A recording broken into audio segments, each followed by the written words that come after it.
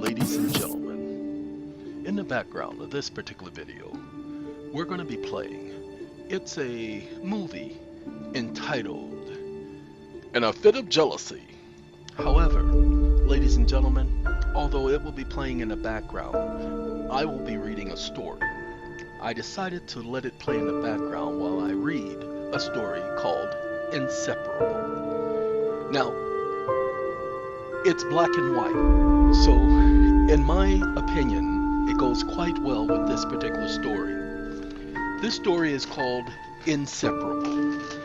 It's about two young boys named James and David. I'll let the story tell itself. James and David had never met their parents. They had been in foster care all of their lives, until a fatal fire that took the lives of 22 orphans.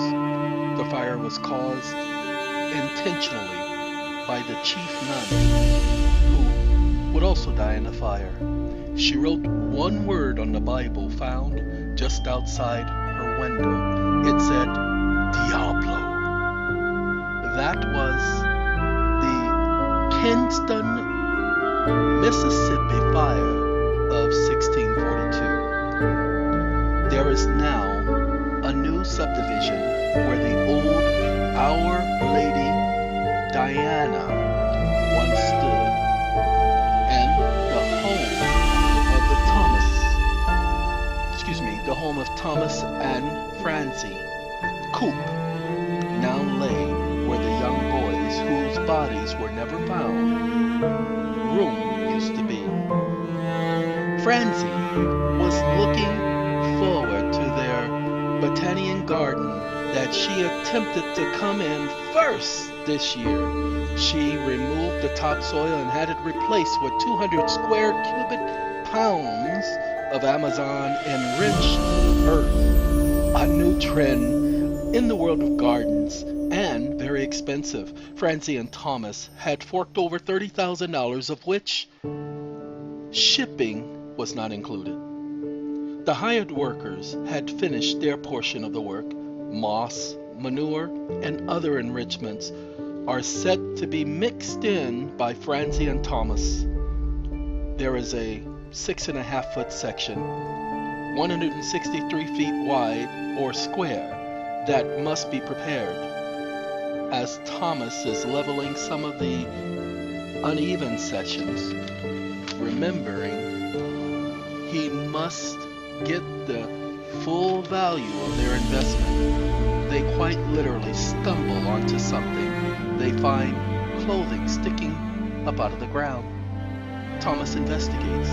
As Thomas pulls the cloth, which appears to be a shirt, it moves, and Thomas jumps back and Francie screams. But no sound comes out of her mouth, and they hear James calling out. Here's James. Help me! Slow, droggy voice of a child. Please, help me. Help us. Francie says, oh my God! Thomas says, come on, Francie, help me. Francie says, as she doesn't move, I don't know. Thomas says, you hear him. We have to help. Francie says, what? What do you want me to do? Thomas says, Franz, one of the neighbor's kids could have gotten stuck here, fallen in the hole. We have to help. James is still calling out and saying, help us, please. Franz says, okay, honey, we're coming. You just hang in there. We have to be careful. We don't want to harm you, but we won't leave you. We're going as quickly as we can. Thomas says, ask him his name and how many of them are there. And James says, there's two of us, me and my brother David. I'm James. Thomas says, you're a good fighter, James, and we're going to get you out of there.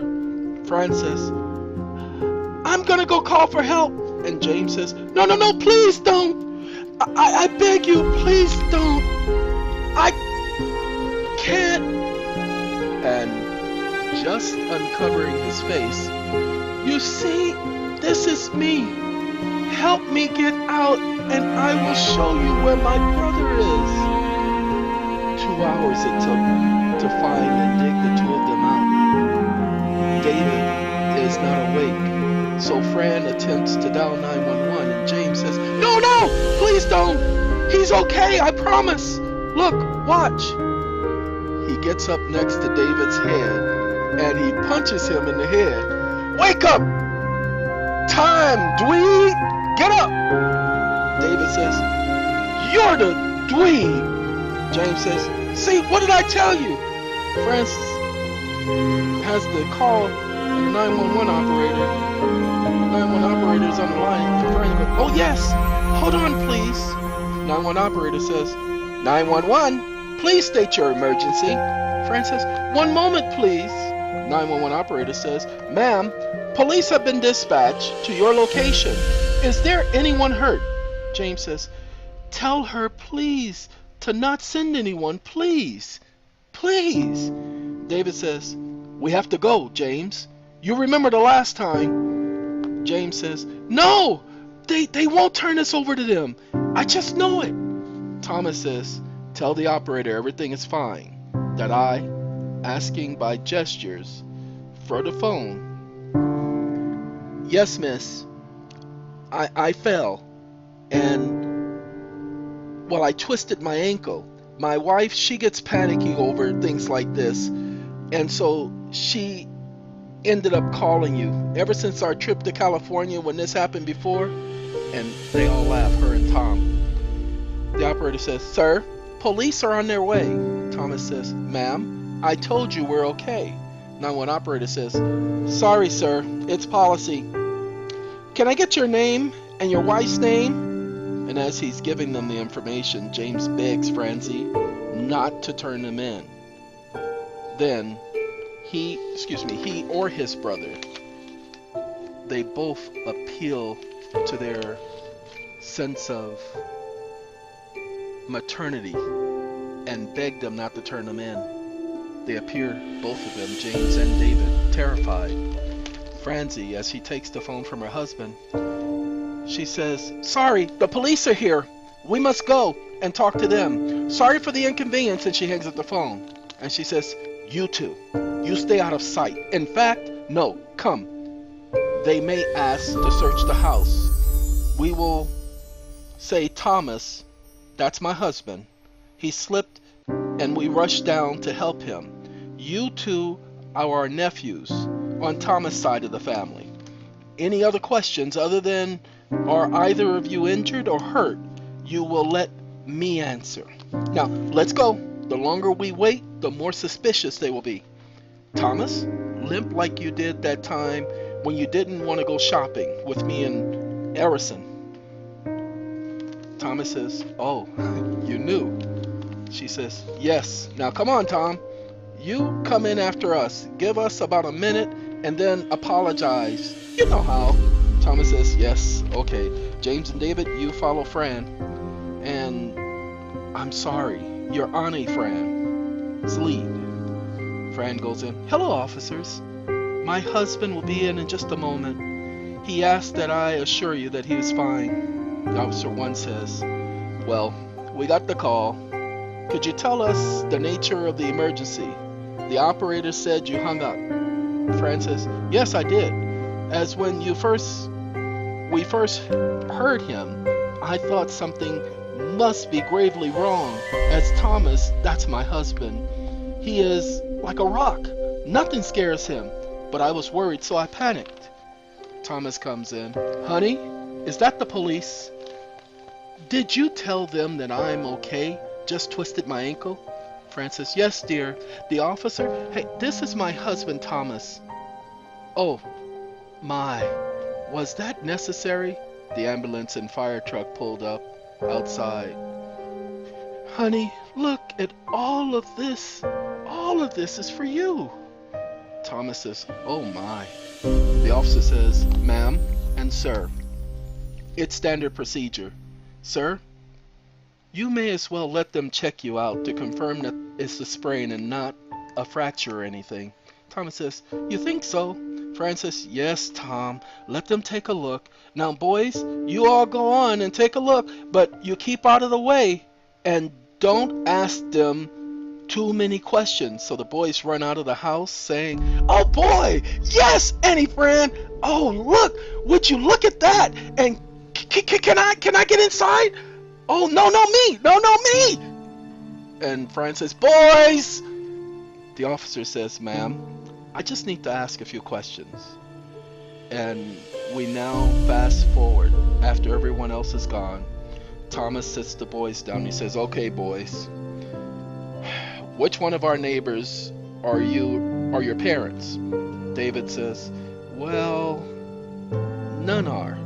James says, Dave, not like that. David says, well, your way takes weeks, and then they panic and faint and call priests and witches. My way saves time. Fran says, what are you boys talking about? If none of our neighbors are your parents, then where are you from? Oh no, don't tell me you've run away. Oh gosh, Thomas, the police were just here. We lied to the police. James says, see? David says, I got it. Okay, I'll explain, but you must promise to keep calm.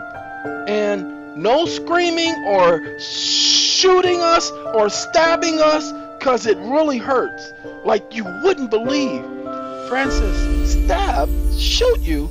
Thomas, what are they talking about? Thomas says, okay, that's it. James says, here we go. Thomas says, here we go is right. Either you start making sense or I'm calling the police and we'll have to deal with the consequences of lying to them later. James says, David, hurry up. David says, okay. Look, we're not from around here. Well, we are, but we're not. And our parents, we've never met them. We searched and searched, but no clue as to who they were. We go to sleep and we wake up. And there you have it. The whole story. And Thomas says, okay, that's it. Honey, where did you put the phone? I'm calling the police.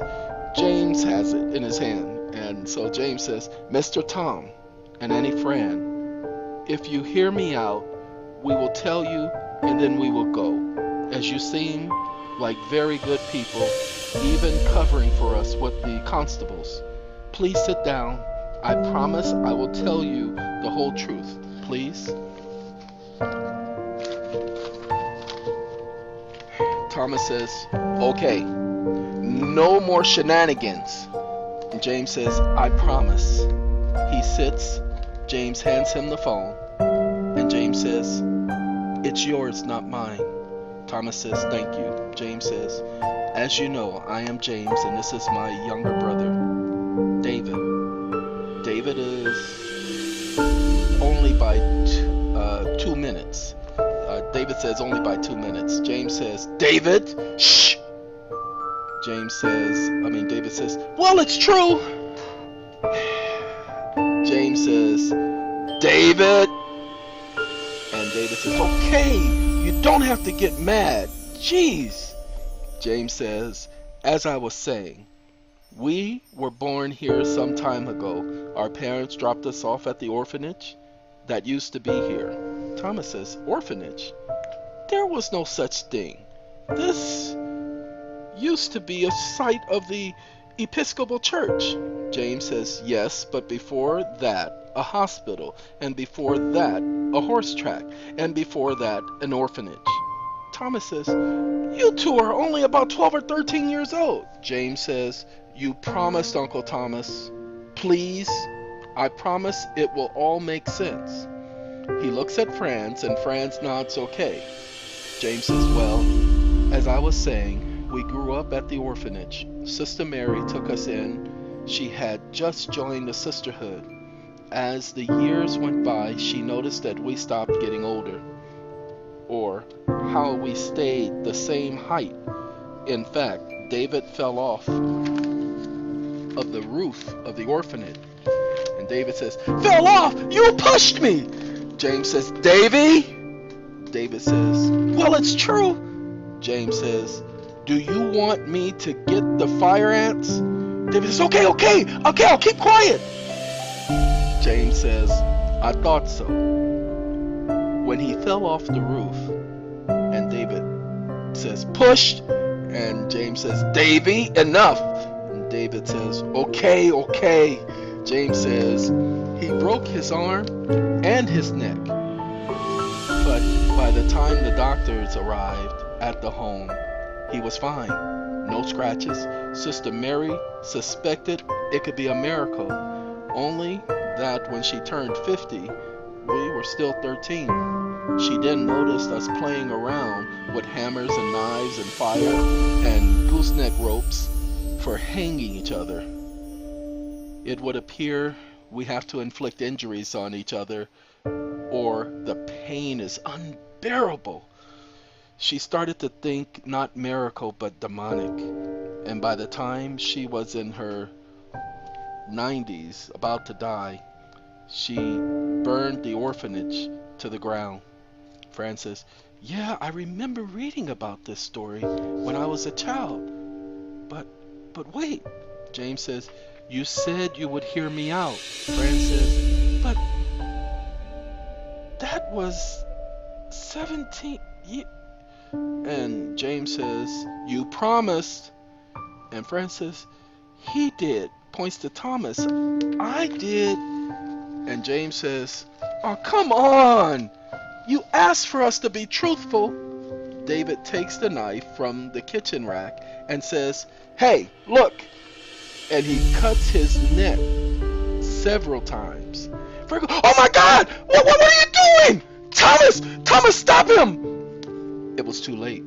James says, Davy, no. It's okay. Look, it's okay. Just watch. His skin starts to repair itself and regenerate. You see, he's a drama king. And David says, drama king? His voice is very pitchy because he cut himself on the neck. Yorda takes too long. And James says, yeah. Do you remember the last time we stayed under 18 feet of dirt? 91 years of trying to dig our way out? David says, with a normal voice, his skin being healed, that wasn't my fault. James says, it was too. If you had not. Fran is crying. No, please don't do that. No, please don't cry. Oh, okay, we'll leave. You kept your word. We'll keep ours. But please don't turn us in or over to the government or the scientists, for they're cruel. They're very evil. Thomas says, where will you two go? James says, I don't know. It's been 91 years. A lot has changed. We could only hear the workers during the construction, but after that, just the two of us. But don't worry about us. We've been through worse. Francis, no. Until we can figure things out, you two can remain here. We'll keep your secret. David says, you promise? Swear to it. Francis, I swear. David says, him too. Thomas says, are you sure, Franz? David says, him too. Francis, yes, him too. Honey, give your pinky some exercise. Come on. And he moves his pinky. And Thomas says, now you happy? Francis, yes, I think I am. Okay, 91 years. What did you eat during that time? James says, you don't want to know. Let's just say a whole lot of protein. Thomas says, so you do eat? David says, do we? I'm starved. James says, you said Davy's magic words, food and food. The adjustment is not easy. Even homeschooling the two boys, finding two parents who have twin boys who allow them to assume their identities, and granting full custody, $100,000 and a very damning non-disclosure clause. They do the name change and adopt the two. They are homeschooled, although they are at the very least 480 years old. They have very unique IQs. It's 4 years, and the boys haven't changed in appearance since the day Franz and Thomas discovered them. Fran and Tom have an extra building built. A room of destruction is what the boys call it. There is where the problem of the need to inflict injury, or as James and David said, the pain is unbearable, is resolved.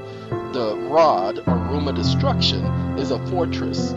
Keypad airlock system. It is on its own separate water, sewer, and electric system. Even the air conditioning, electricity, and the generator all are independent of the main home. The boys do to each other what others would call sick, gross, demonic, satanic, sadistic, torturous, but neither are hurt, and they've grown accustomed to this.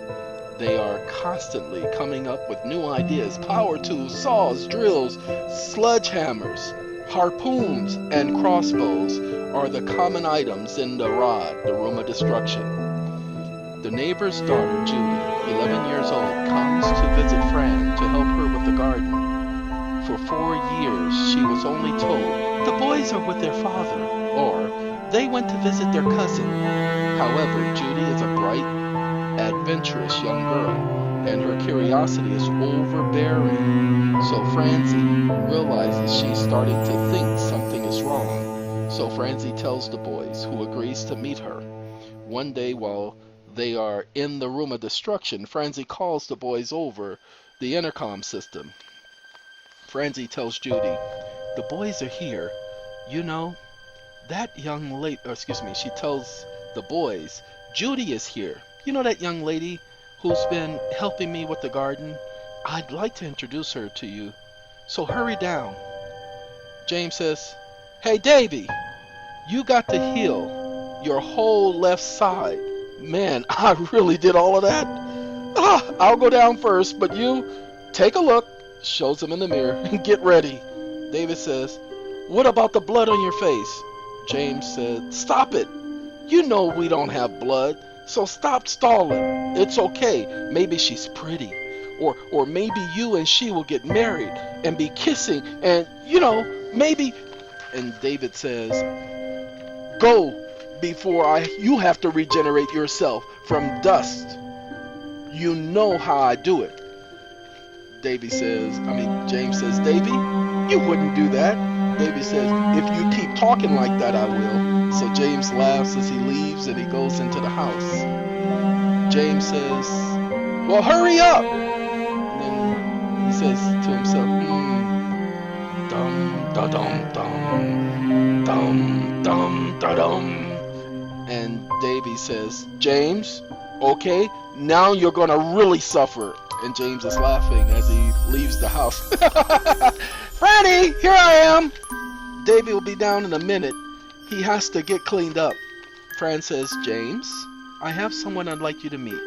Judy is standing right behind Franz. Judy, this is my son James. Come on now. You said you wanted to meet him, so stop hiding behind me and say hi. Judy, slowly coming from behind Fran, says, hi. And Fran says, Judy, come on, you asked me to introduce you. James says, Franz, I got it. Excuse me, Judy? I'm James, and I and my brother are 12 years old. How old are you? Fran says, James, it's not polite to ask a young lady her age. James says, Fran, I promise I got this. Fran says, okay. James says, so are you 7? No, 15. No, you look 16. Maybe you're, Fran. I don't think she can talk. I think you need to return this one and get an upgrade.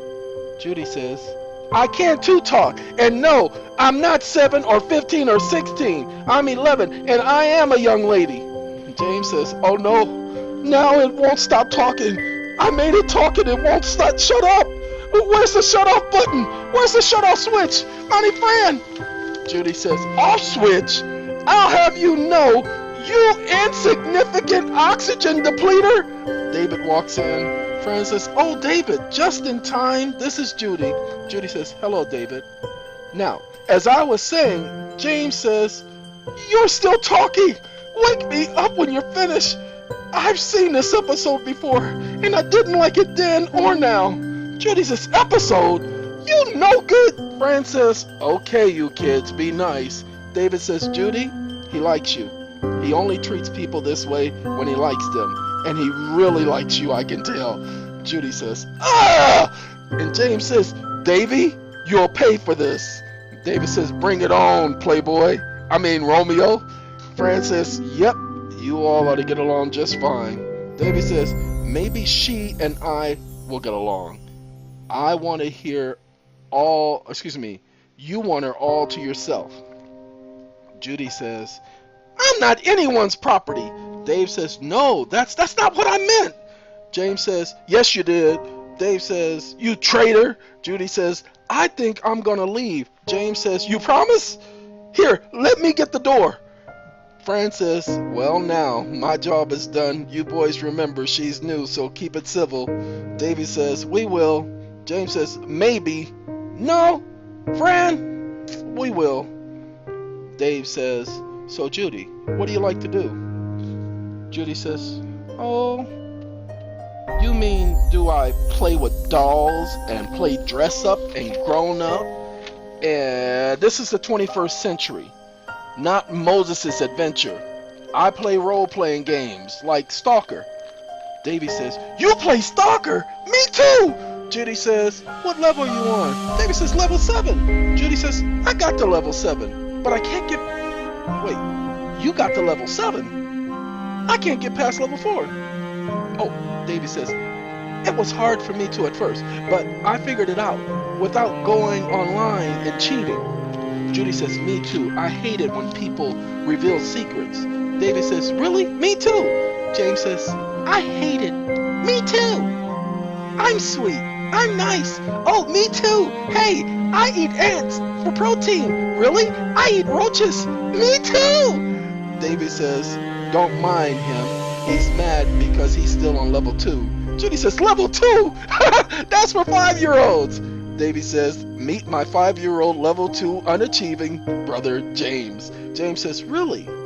Who is it that can't yet pass the first season of Boring Manny? Judy says, I can, and I have made it to the conference finals. But injuries keep me from getting past the first quarter. I end up forfeiting. Dave says, oh, now you've done it. Judy says, done what? Davey says, wait. James says, I made it to season 8, 1999, and I'm about to kick some Denver rawhide. Davey says, that's what. The three get along just fine, spending every waking hour together, playing games, talking, going to the movies. Judy asked about the room, but the boys say that they made it a private room and made a promise to each other that no one but them will ever be able to enter the room. It is a death pact.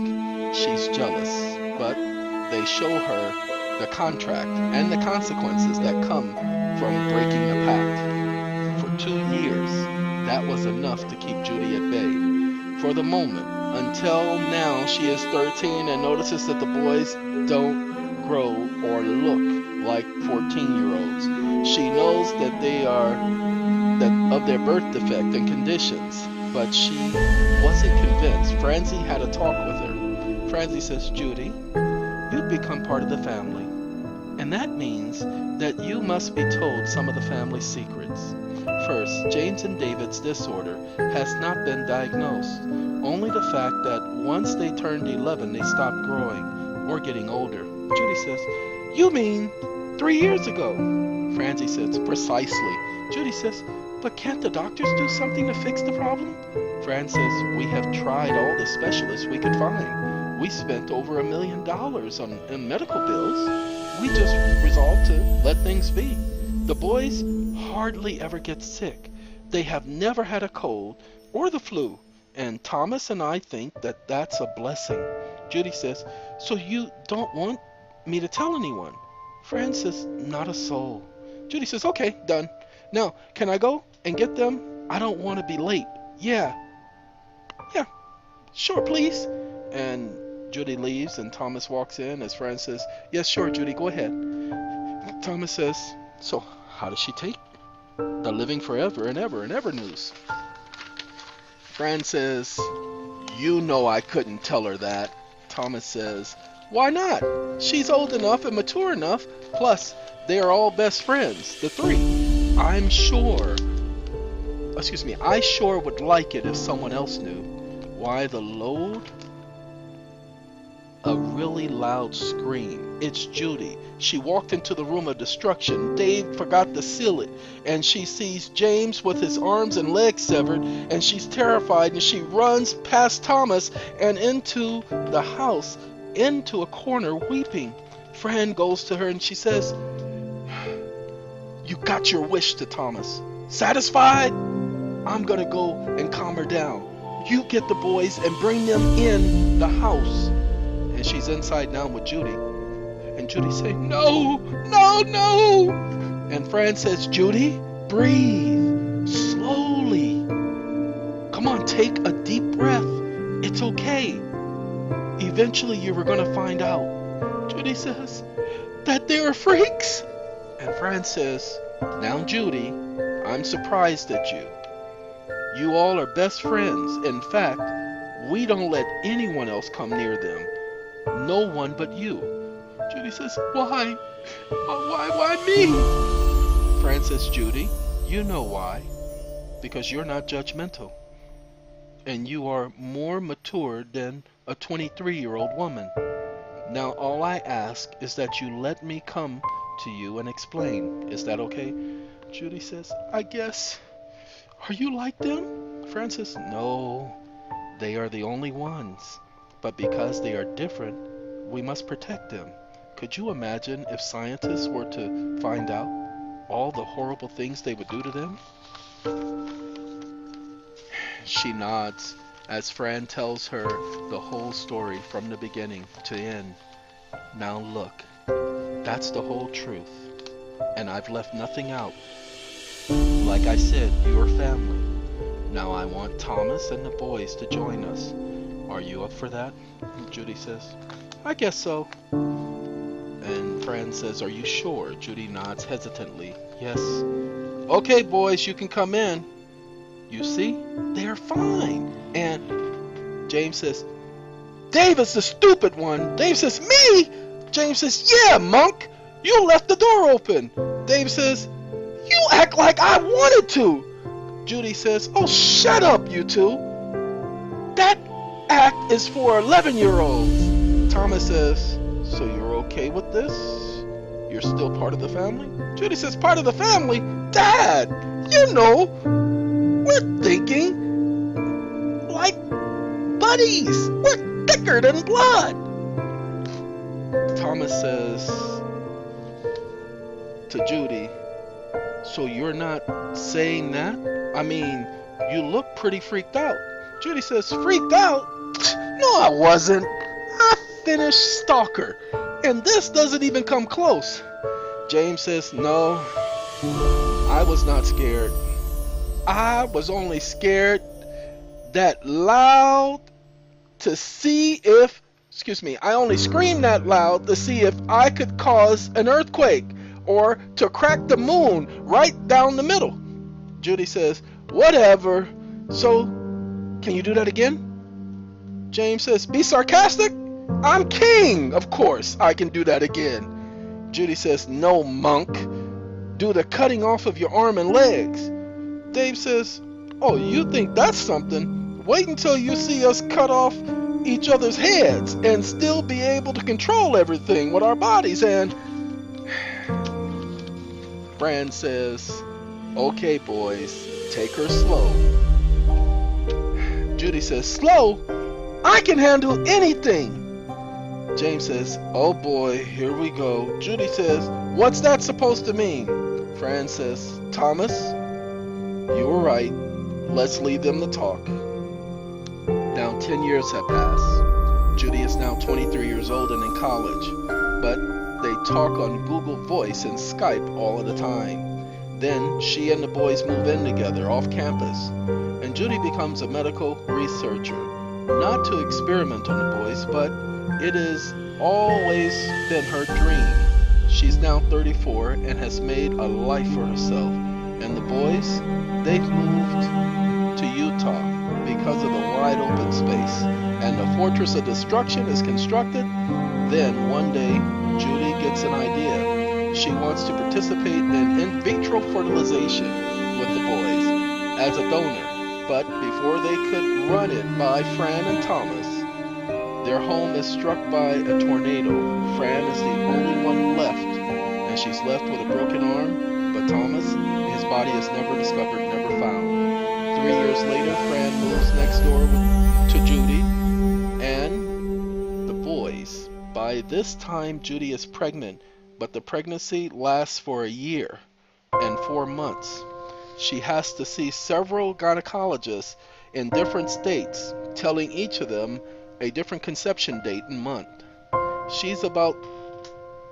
She about this time to deliver is producing twins, one boy, one girl. The boy they named Thomas, and the girl they named Rebecca, Francie's middle name. Okay, now we can create a whole different direction where this tale will take us. Try to keep it from being cliche-ish and typical. I mean this in this sense. I've watched a lot of shows, a lot of movies, a lot of TV dramas, and they all tend to do the same thing. The relationships all tend to be the same. But you go ahead and tell me where you find a family digging up 2 children from underneath the ground. Sorry, this came from a dream. Yeah, that's what happens when you take Benadryl for sleep and other sleep medication. The dreams are unique. Well, this dream was a little troublesome to me, especially having the boys cut each other up, because that was part of the dream. But nonetheless, a dream nonetheless. Ladies and gentlemen, the fact is, if the children have any complications, whoever is going to put this together, help bring this story together to life, will figure out those complications. Or if their father's DNA is identical, or didn't I tell you? Oops, let's go. Let's go see if we can create conflicts and create different other issues with the storyline to make this story uniquer than unique. That's the idea of putting these stories together, ladies and gentlemen, is I want to give others the opportunity of helping me complete the stories that I've started. That's why I purposely have not finished them. We have about 75 that are not finished, and about another 35 that are finished. No, I think there's about 50 that are finished. But nonetheless, I'm focusing on the ones that are not finished, because these are the stories that the Eeon channel will eventually consist of totally. Alright, thank you once again for paying attention to the publisher, as I brought you Inseparable. The story is called Inseparable, the story of Dave and of his brother James. Ladies and gentlemen, thank you once again. And also this drama, In a Fit of Jealousy, 1942, starring Henry Fonda and Lucille Ball. Okay? Have a good day.